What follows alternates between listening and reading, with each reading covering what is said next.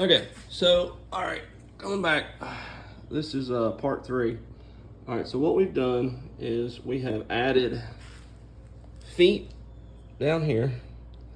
So that adds an extra 3/4 of an inch. And what I did is I went ahead and, let's get this picked up. I went ahead and put that on my router table and just put a quick little round edge on that. And I cut some 9-inch feet just to pick that up a little bit and add a little finish touch to it. So we're gonna be looking at our tabletop now. So this is just very simple. We'll have 3 slabs, 1, 2, 3, of 2x12. And I need this table, okay, that's my son. I need this table to be 9 feet long. So what I'm looking at is I'm gonna be putting joiner biscuits in, and I'm gonna be putting those down the length of the table.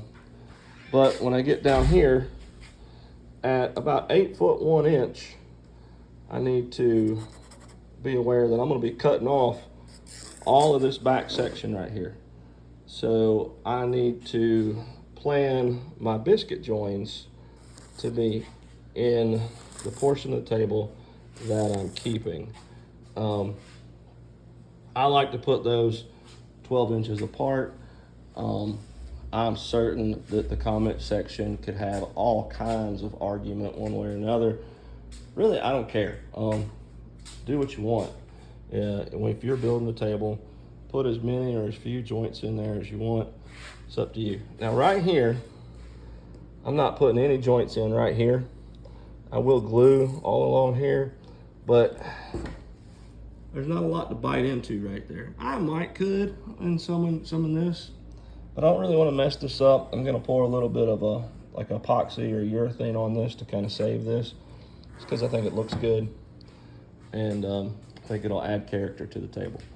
So what I'm gonna be doing for the next little while is cutting my biscuits in, gluing this up, and before I even mess with the 3rd slab, I'm going to get these 2 together, probably give them 24 hours to set up.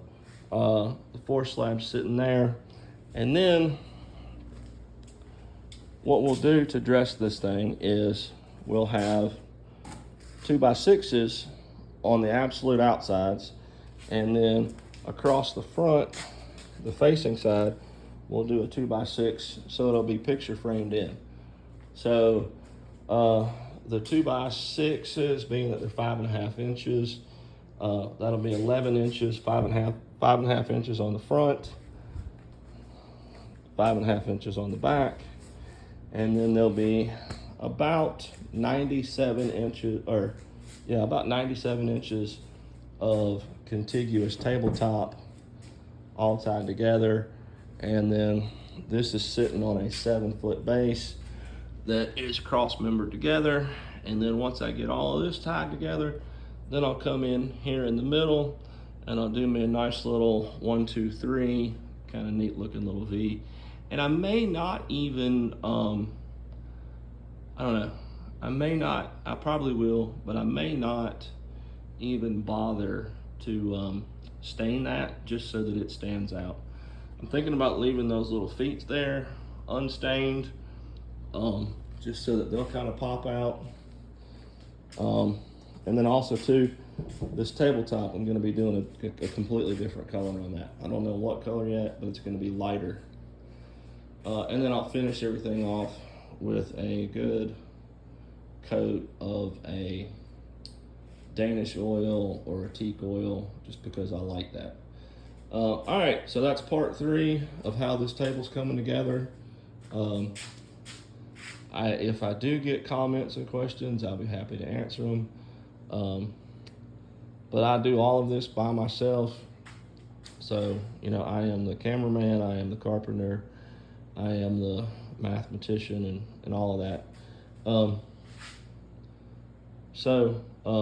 I'm a novice hobbyist throwing this thing together, and if you want my opinion on something, feel free to ask.